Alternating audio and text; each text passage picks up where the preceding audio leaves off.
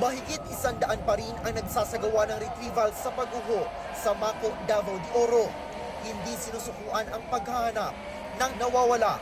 Umakyat naman ang na-recover na bangkay, kabilang yung parte lang ng katawan ang nahukay. Hoping na we will makukuha pa namin yung mga remaining bodies doon, sir. Pero yung target natin, sir, dapat makuha lahat yung reported missing.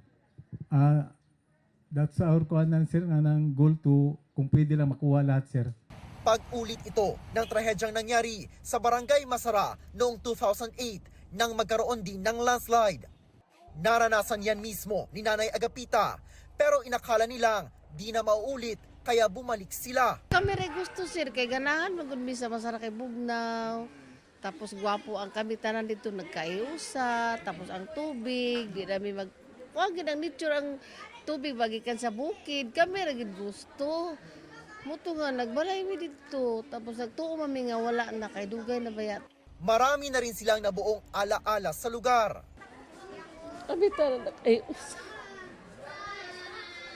Kami tanan, sir, pura namin mga igsuon, tapos kailan tanan. Anak lang. Peaceful lang ang lugar.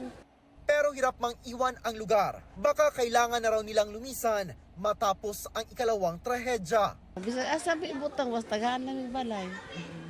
Pero kamo na pumunta na ibalik sila. Dili na siguro, sir. Dili na siguro may bubalik.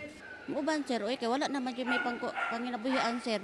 Nahurot man yun among kuan dito sa kuan among saligan na baya, sir, kay tindahan, yaw ay trabaho kong bana. Narami dito among tindahan nakuha ra pod. Mukuha ang gihapon mauban mi, sir, bisag asa mi mo ibutang. Patuloy pang tinatrabaho ang relocation site sa Barangay Elizalde, kung saan tent city muna ang magsisilbi nilang temporary shelter. Hinahabol yan dahil 15 araw lang sila maaaring tumira sa mga paaralan kung susundin ang patakaran ng DepEd. Gayunman, we are willing to go into a negotiation kung wala pa talagang nahanap. di naman bababa sa 50 mga aso at pusa ang naiwan sa mga bahay na napilitang iwan ng mga inilikas na residente.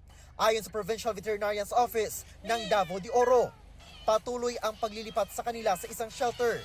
Ang mga naroon na binigyan ng mga bitamina. We are going to continue the rescue. So far, we haven't covered the whole area and we have seen many stray dogs.